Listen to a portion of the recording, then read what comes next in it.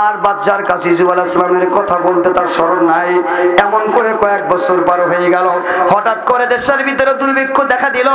বাদশা একটা স্বপ্ন দেখলো, ভাইজান স্বপ্ন দেখলো। এরপরে তার সমস্ত জনগণ ভাইজান যারা ছিল জ্যোতিষীবিদ তাদেরকে ডাকলো, সবাইকে জ্ঞানীগুণীকে ডাকলো। ডাকার পরে বললো, আমি একটা স্বপ্ন দেখেছি, মারাত্মক স্বপ্ন। তোমরা এই স্বপ্নের ব্যাখ্যা তাড়াতাড়ি করার ব্যবস্থা করো, না হলে কিন্তু আমার মনের ভিতরে শান্তি নাই, ঘুমাইতে পারতেছে না, অশান্তির ভিতরে আমার জীবন কাটতেছে। তাড়াতাড়ি স্বপ্নের ব্যাখ্যা দাও। সমস্ত জ্ঞানী গুণী জ্যোতিষীবিদ যারা ছিল সবার কাছে ভাইজান স্বপ্ন বৃত্তান্ত বলল, কিন্তু কেউ স্বপ্নের ব্যাখ্যা দিতে পারলো না। সবাই বলল, আমরা এই স্বপ্নের ব্যাখ্যা দেব না। আবার বলল, বাচ্চা এটা আপনি আসগাছ হালামিন, আবল তাবল স্বপ্ন দেখছেন, এই স্বপ্নের কোনো ব্যাখ্যা হয় না। জোরে বলেন নাউজুবিল্লাহ। বাদশা কিন্তু মানল না। বাদশা বলল, শোনো, আমি যে স্বপ্ন দেখেছি স্বপ্ন হলো এই। বাদশার স্বপ্ন ছিল এইটা। সেটা কি শোনেন, আমার কাছে ভালো করে খেয়াল করেন। বাদশা বলতেছে, আমি দেখলাম সুন্দর সবুজ শ্যামল ভাই জানলে মোটা তাজা 7টা গমের শীষে আরো 7টা গমের শীষের চাইতে দুর্বল হয়ে গেছে। আর 7টা গমের শীষ ভাইজান তরু তাজা মোটা, ভাইজান খুব হুষ্ট পুষ্ট। এই জাতীয় গমের শীষ আর 7টা গমের শীষকে গিলে খেয়ে ফেলছে। চিৎকার দিয়ে বলেন নাউজুবিল্লাহ। আমার স্বপ্ন দেখেছি আমি 7টা মোটা তাজা গাবি গরু, 7টা মোটা তাজা গাবি গরু আর 7টা মোটা তাজা গাবি গরুকে গিলে খেয়ে ফেলতেছে। এই স্বপ্ন যদি কেউ রাতের বেলায় ঘুমে দেখে তার ভয় লাগবে কি লাগবে না? বলে লাগবে কি লাগবে না? বাদশা তো ভয়ে কাঁপতেছে, কি দেখলাম আমি, কি দেখলাম, কি কম্পিত হয়ে আল্লাহ তাআলা একজন মানুষকে, এই পয়গম্বরের সন্তান পয়গম্বর ইউসুফ আলাইহিস সালাম জেলখানায়, আর আল্লাহ তাআলা তাকে বাহির করার ব্যবস্থা করবেন না, এটা কখনো হতে পারে না। জোরে বলেন না, কথা ঠিক কিনা? বাদশার জায়গা মতো সাইজ হবে। এবার বাদশার কাছে এসে আমার দিকে তাকান। যখন এই কথা বলেছে যে বাদশা, আমরা কেউ আপনার স্বপ্নের তাবির বলতে পারবো না, যখন সবাই হেল খেয়েছে, যখন সবাই ফেল মেরেছে, তখন ওই বাদশার যে মদ পান করা ছিল, জেলে ছিল, কারাবন্দী, তার মনে হয়েছে ও স্বপ্নের ব্যাখ্যাকারীতে একজন আছে জেলখানায়। চিৎকার দিয়ে বলেন সুবহানাল্লাহ। জানলাম হযরত ইউসুফ আলাইহিস সালাম। আল্লাহু আকবার, জোরে বলেন আল্লাহু আকবার।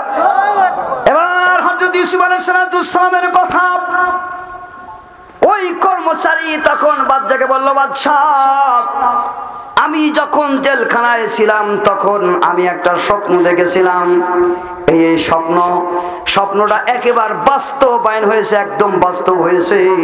উনি বলেছিল, আমি এই মামলার থেকে মাপ পাবো, জেল থেকে কারাবন্দি থেকে মুক্তি পাবো, আর একজন মুক্তি পাবে না, তার শরীর চড়িয়ে বাঁচিয়ে দেওয়া। তাই হয়েছে। একজন বিজ্ঞ মানুষ আছে, তাবির বলতে পারে, স্বপ্নের ব্যাখ্যা বলতে পারে।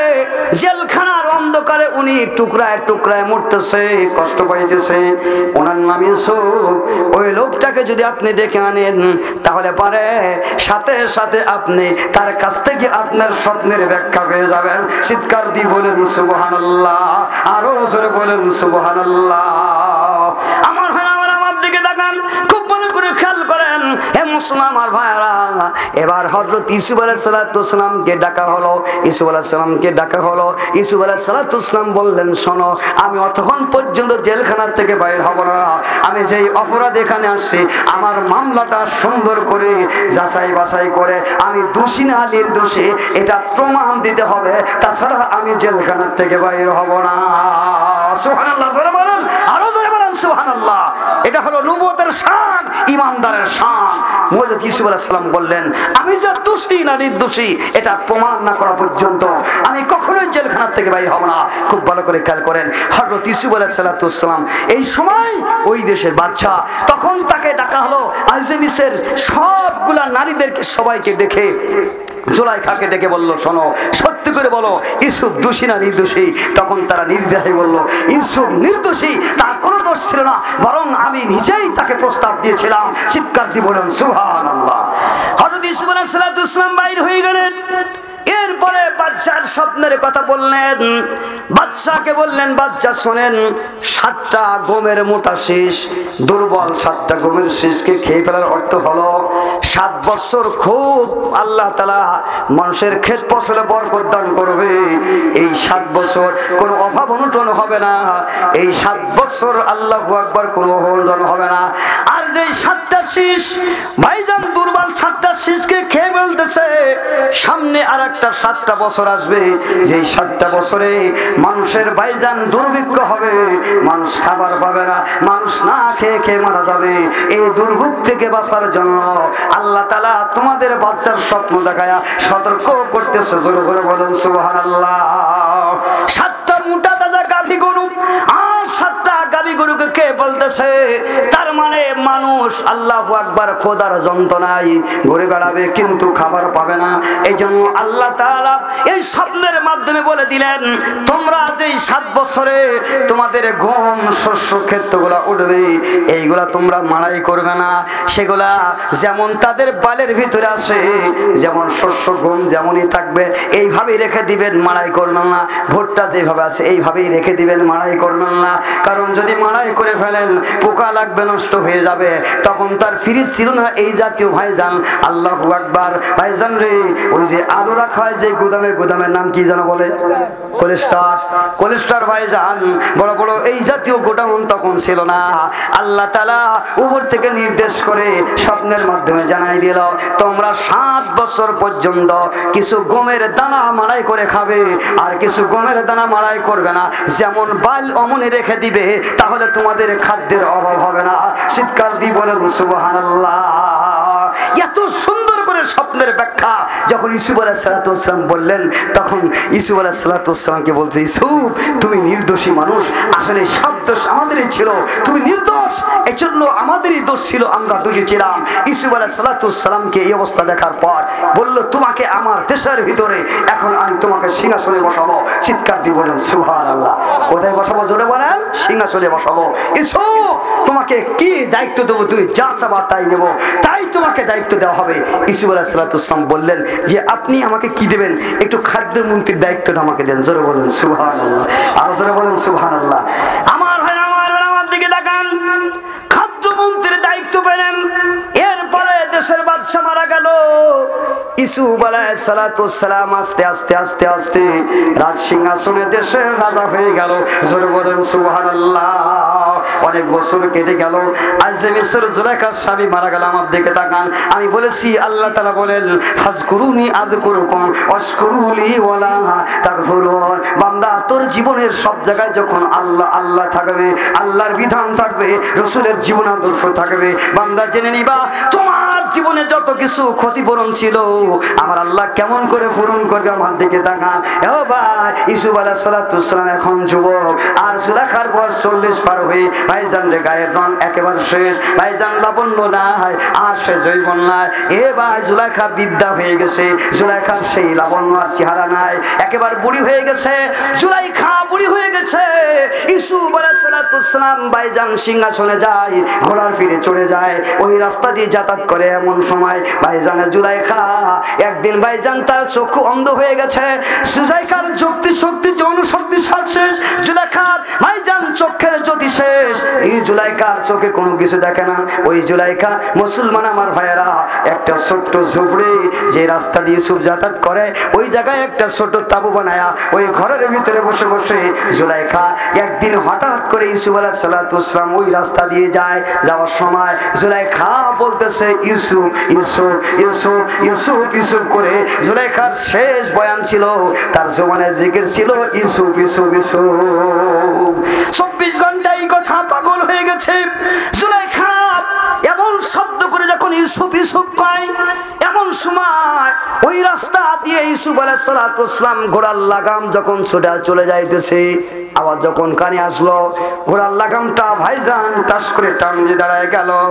খেয়াল করে দেখলেন একের ছোট্ট চুপড়ি একটা ঘরের ভিতরে ভাইজান একটা বৃদ্ধা নারী দেখা যায়। এই জন্য উনি তাড়াতাড়ি ভাইজান ঘোড়াটার লাগামটা ঘোড়ার মুখ ঘুরায় দিয়া সিংহাসনে চলে গেলেন। যাওয়ার পরে একজন সিপাহীকে আদেশ করলেন, সিপাহী যাও, তাড়াতাড়ি যাও যাও যাও যাও অমুক জায়গায় সুপ্রি ঘরের ভিতরে একজন বিদ্যা নারী আছে, সে ইসুপ ইসুপ করে কি যেন বলতেছে, তাকে আমার সিংহাসনের সামনে নিয়ে আসো। চিৎকার দিয়ে বলুন সুবহানাল্লাহ। আমার হযরত ইউসুফ আলাইহিস সালাম এবার জুলাইখাকে ভাইজান জুলাইখা চলে আসলো। হযরত ইউসুফ আলাইহিস সালাম ভাইজান জুলাইখার চেহারার দিকে যখন তার নজর পড়লো, ইউসুফ আলাইহিস সালামের চোখের দৃষ্টি জুলাইখার দিকে পড়ার সাথে সাথে জুলাইখা যে অন্ধ ছিল, আল্লাহ তাআলা তাকে আবার চক্ষু সমান করে তার চোখের যদি ফিরাই দিয়া চোখকে ভালো বানায় দিল। জোরে বলেন সুবহানাল্লাহ। সাথে সাথে জুলাইখার চক্ষু ভালো হয়ে গেল। জুলাইখা এরবার যখন চোখে দেখিয়া আল্লাহু আকবার ইউসুফ আলাইহিস সালামের চেহারার দিকে একবার নজর করছে, ভাইজান সেই ঘরের ভিতরে থাকা গোলামার ভাইজান দাসী দাস গোলাম কর্মচারীকে দেখার পর মনে মনে নিজেও চিন্তা করে, আমি কেন সিংহাসনে, আর এই লোকটা যে আমার গোলাম ছিল কর্মচারী, আজকে সে সিংহাসনে আসনে রাজা বাচ্চার আসনে বসে আছে, ব্যাপারটা কি? এটা দেখার পর কথা বলবো সেই জৈবন তো আমার নাই। এই জন্য আগেরটা চেনে ইউসুফ আলাইহিস সালামের সামনে ভাইজান হাজার হাজার মানুষ বসা, জ্যোতিষীবিদরা বসা, জ্ঞানীরা বসা, সবাই দেখতেছে জুলাইখার সাথে ইউসুফ আলাইহিস সালামের কথা হয়। হযরত ইউসুফ আলাইহিস সালাম আল্লাহু আকবার জুলাইখাকে যখন এই প্রস্তাব দিয়েছে, জুলাইখা কয়, কি তোমার কাছে দাবি করব? আমার জীবনের ক্ষতিপূরণ তো কেমন করে হবে? আমি আমার সেই যৌবন আবার তোমার কাছে ফেরত চাই, আমার যৌবন ফেরত দিয়ে দাও। সময় হাতে তালি লাগাই। ভাইজান সব জায়গায় কিন্তু বিরোধী কিছু পার্টি থাকে কি থাকে না? ওই মজলিসে ভাইজান নাস্তিক ছিল, বিরোধী পার্টি ছিল যারা ইউসুফ আলাইহিস সালামের নবুয়তকে যারা জীবনে বিশ্বাস করে নাই, নবীকে নবী বলে মানে নাই। ভাইজান এই যুগেও আছে, কিয়ামত পর্যন্ত থাকবে। একদল আলেমদেরকে আলেম মনে করবে না, কোরআনের ভুল ব্যাখ্যা করবে, তারপরও আলেমদেরকে গালি দেবে। এই নাস্তিকদের কপালে আল্লাহ কখনো হেদায়েত রাখে না। ঠিক কিনা? জোরে বলেন, আর জোরে বলেন কথা ঠিক কিনা? আমার ভাইরা, আমার মায়েরা, এরা তো কোন সুযোগ পেয়ে গেল, এবার এরা এই সুযোগে বলতেছে ইউসুফ বাবা মজা খেলা, এবার দেখবো তোমার নবুয়তের দাবি সারা জীবন করে আসছো। জুলাইখা একটা প্রস্তাব দিল, দেখি তার প্রস্তাবে তুমি রাজি হয়ে এবার ইউসুফ তোমার কাছে মারাত্মক একটা সমস্যার কথা বলেছে, তার আসল যৌবন ফেরত দিতে হবে। কারণ মানুষের যৌবন একবারই আসে, আর কোনোদিন মানুষের যৌবন ফেরত দিতে কেউ পারে না। এবার ইউসুফ ধরা পড়ে গেছে, ইউসুফের নবুয়ত শেষ হয়ে গেল। কেমন নবী তুমি দেখা যাক, জুলাইখার যদি জীবন ফেরত দিতে না পারো তাহলে আমরা বলবো তুমি ভণ্ড নবী। জোরে বলেন নাউজুবিল্লাহ। নবী আল্লাহর পয়গম্বর, যেখানে আমাদের খেলা শেষ, পয়গম্বরদের কেরামতি আর মুজিজা আমার আল্লাহ তাআলার কুদরত দ্বারা শুরু হয়। সুবহানাল্লাহ। জোরে বলেন, আরো জোরে বলেন সুবহানাল্লাহ। সবাই মজা দেখার জন্য তালি দেয়। জুলাইখা ইউসুফ তুমি তার জীবন নষ্ট করে দিয়েছো, তার যৌবন ফেরত দিয়ে দাও, দেখি কেমন করে তুমি পারো, তুমি কেমন পয়গম্বর। আজকে খেলা বেঁধে গেল, তোমার নবুয়ত আর মানবো না। ভাইজান এই দুঃসাধ্য কাজের জন্য যখন দাবি করেছে হযরত ইউসুফ আলাইহিস সালাম আল্লাহর পয়গম্বর, পয়গম্বর আল্লাহ তাআলা যুগে যুগে পয়গম্বরদেরকে বেইজ্জতি করে নাই, আল্লাহদের বেইজ্জতি আল্লাহ তাআলা করে নাই। ইউসুফ আলাইহিস সালামের গায়ে ছিল চাদর, ইউসুফ আলাইহিস সালামের গায়ের চাদরখানা ইউসুফ আলাইহিস সালাম জুলাইখা ভাইজান ওই জুলাইখার গায়ের ভিতরে দিয়া আপাত মস্তক ঢেকে দিয়ে ইউসুফ আলাইহিস সালাম আল্লাহর কাছে দোয়া করা শুরু করেছে। চিৎকার দিয়ে বলেন সুবহানাল্লাহ, আরো জোরে বলেন সুবহানাল্লাহ। ইমানদারের দোয়া হাতিয়ার, ইমানদারের দোয়া হাতিয়ার। ও মা, আমার মায়েরা, 5 ওয়াক্ত নামাজ পড়ে মাগো, যায় নামাজ বসিয়া। ও আমার বৃদ্ধ বাবার, আমার যুবক ভাইরা শোনো, 5 ওয়াক্ত নামাজের পরে যায় নামাজে বসিয়া আল্লাহ তাআলার কাছে দুটো হাত যখন তুলে দিয়া আল্লাহ আল্লাহ বলে ডাক দাও, আল্লাহ তাআলা বলে বান্দা তোমার মা, তোমার মা, তোমার মুখের মা, মা সন্তানের মুখের মা, মা আওয়াজ শুনিয়ে যেমন মা ঠিক থাকতে পারে না, পারে না, পারে না। বান্দা যখন আল্লাহ আল্লাহ বলে ডাক দেয়, আমি আল্লাহর কুদরত ঠিক থাকতে পারে না, আমি আল্লাহর কুদরত ঠিক থাকতে পারে না। আমি আল্লাহর কুদরত আর রহমত দৌড়ায় চলে আসে, বান্দা তোমার সামনে চলে আসে। বান্দা যখন আল্লাহ তাআলার কাছে দোয়া করে, আল্লাহর কাছে যায়, আল্লাহ বান্দার আশা পূরণ করে, বান্দার জীবনের সব আশা পূরণ করে। যে মুসিবতে পড়ো না কেন মা, আল্লাহর কাছে দোয়া করো, আল্লাহর কাছে চাও। আল্লাহ যদি দুনিয়ায় না দেয়, আমরা আল্লাহ আখিরাতে দান করবে। চিৎকার দিয়ে বলেন সুবহানাল্লাহ, আরো জোরে বলেন সুবহানাল্লাহ। ও মা, জীবনে কত দোয়া করেছো, কবুল হয় নাই। সন্তান চেয়েছো, কবুল হয় নাই। আল্লাহ তাআলার হিকমত বুঝা বড় দায়। কত জীবনে আকাঙ্ক্ষা তামান্না করেছে একটা ছেলে আল্লাহ আমারে দাও, কিন্তু আল্লাহ ছেলে দেয় নাই, মেয়ে দিয়েছে। জীবনে কত মন খারাপ করেছো, দোয়া কবুল হয় নাই। আল্লাহ রাব্বুল আমিন আখিরাতে হাসরের ময়দানে আল্লাহ তাআলা তোমাকে দাঁড় করাবে। তোমার জীবনে গুনাহের কারণে জাহান্নামের ফয়সালা তোমার জীবনে হয়ে গেল। জাহান্নামে আল্লাহ তাআলা যেতে বলবে। কিছুক্ষণ পর আল্লাহ তাআলা পিছন দিকে ডাক দিয়ে বলবে, ফেরেশতা যা, আমার বান্দা ধরে নিয়ে আয়। বান্দাকে ডাক দে, দেওয়ার পরে আল্লাহ তাআলা বলবে, বান্দা তোরে জাহান্নামে যাইতে বললাম, তুই জাহান্নামে চলে যাস, কিন্তু তোর আমলনামায় কি আছে একটু খবর নিয়ে গেলি না। আয় আয় বান্দা, এই দেখ বান্দা, জাহান্নামের ফয়সালা আমি আল্লাহ তাআলা করেছিলাম, কিন্তু তোর আমলনামায় একটা দোয়া আছে। যে জীবনে দোয়া করেছো, কেঁদেছো একটা ছেলের জন্য, আমি আল্লাহ তোমার ছেলে দেই নাই। তোমার মনে বড় কষ্ট ছিল, ব্যথা ছিল। যাও যাও, আজকে ওই ব্যথার কারণে, ওই দোয়ার কারণে আমি আল্লাহ তাআলা দুনিয়ায় তোমারে কষ্ট দিয়েছিলাম, ছেলে দেই নাই। তুমি বুঝতে পারো না, আমারে অনেক সময় গালিয়ে দিয়েছো, মন খারাপ করেছো, কিন্তু আমি আল্লাহ তোমার দিলের কষ্ট আর দুঃখ গুলা তুলে রেখেছি, এই দোয়াটা ধরে রেখেছি। আমি আল্লাহ জানি অমুক গুনার কারণে তোমার জাহান্নাম হয়ে যাবে, কিন্তু আমি আল্লাহ ওই দোয়ার কারণে আজকে আমি আল্লাহ তোমার ওই কষ্টটা দূর করে দিয়ে, আমি আল্লাহ তোমার এই গুনাহটা মাফ করে দিয়ে, এই দোয়ার দ্বারা এখন আমি আল্লাহ তোমাকে জান্নাতি ঘোষণা করে দিলাম। সুবহানাল্লাহ, জোরে বলেন, আরো জোরে বলেন সুবহানাল্লাহ। এজন্য জীবনে কত দোয়া করেছি, কিন্তু অনেক দোয়া কবুল হয় না। আল্লাহ বলে এগুলো সব আখিরাতে পাবা, এগুলো আখিরাতে পাবা। দুনিয়ায় যেগুলো কবুল হয় না, আখিরাতে সব পেয়ে যাবা। এই জন্য দুনিয়ায় যদি কোনো দোয়া কবুল না হয়, মন খারাপ করতে নেই, আল্লাহকে গালি দিতে নেই, আল্লাহর উপর সন্তুষ্টি থাকতে হয়। যেটা বলেন সুবহানাল্লাহ। আল্লাহর ফয়সালা ইনশাআল্লাহ মানবো, ইনশাআল্লাহ মানবো ইনশাআল্লাহ। হ্যাঁ, আল্লাহর কাছে দোয়া করব সব সময়। ইউসুফ আলাইহিস সালাম দোয়া করেন, আল্লাহ তোমার কাছে দোয়া করি মাবুদ, এই মুহূর্তে তুমি আল্লাহ জুলাইখার রূপ লাবণ্য যৌবন আবার ফেরত দিয়ে দাও। আমি তোমার পয়গম্বর। আল্লাহর কাছে যখন দোয়া করছে, চোখের পানি গুলা বেবে ইউসুফ আলাইহিস সালামের ভাইজান দাড়ি গুলা ভেজে যাচ্ছে, আর ইউসুফ আলাইহিস সালামের বুক ভেজে যায়। এই পানিগুলা তাফসীরের কিতাবের ভিতরে লেখে, এটা দুনিয়ার কোনো পানি ছিল না, এটা আমার আল্লাহ তাআলার রহমতের পানি। জোরে জোরে বলেন সুবহানাল্লাহ। ওই রহমতের পানি হযরত ইউসুফ আলাইহিস সালাম দোয়া করার পর হাত দিয়ে ধরিয়া জুলাইখার ভাইজান তার মুখের দিকে যখন ছিটা মারছে, সাথে সাথে চাদর খুলে পড়ে গেছে। জুলাইখা আগের মতো সুন্দর সুশ্রী যুবতী জীবন ফিরে পাইছে। জোরে বলেন মারহাবা, আরো জোরে বলেন মারহাবা। আমার ওয়াজ শেষ আমার ভাইয়ারা, এবার আসুন বলতেছিলাম, হযরত ইউসুফ আলাইহিস সালামের সামনে দাঁড়িয়ে জুলাইখার তার জীবন, তার ভাইজান জীবনের ক্ষতিপূরণ হয়ে গেল। আল্লাহ তাআলা ঈমানদারদেরকে বলে, ও ঈমানদারেরা, দুনিয়ায় এই শিক্ষা, এই ঘটনা থেকে তোমাদের শিক্ষা আছে। তোমাদের জীবনে কত ক্ষতিপূরণ হয় নাই, কত কিছু তোমাদের জীবনে চলে গেছে। তুমি সুদ খাইতে পারো নাই, কষ্ট হয়েছে। তুমি গুনাহ ছাড়াছো, কষ্ট হয়েছে। জিনা করতে পারো নাই, কষ্ট হয়েছে। রঙ্গলীলা বাড়ি বানাতে পারো নাই, হারাম খাইয়া কষ্ট হয়েছে। তোমার জীবনের অনেক ক্ষতি হয়ে গেছে। আল্লাহ কয়, মা তাস্তাহি আনফুসুকুম ওয়া লাকুম ফিহা মা তাদউন নুসুলাম মিন গফুরির রহিম।